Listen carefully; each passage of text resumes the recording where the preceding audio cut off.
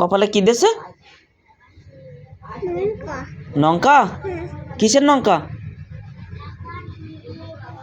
কিসের লঙ্কা দেছে? কিসের লঙ্কা দেছে তা বলো। মারতে হবে? হ্যাঁ, কাকে মারতে হবে? ওই কুটোর লঙ্কা। তা কাকে মারতে হবে? চলো। কাকে মারতে হবে?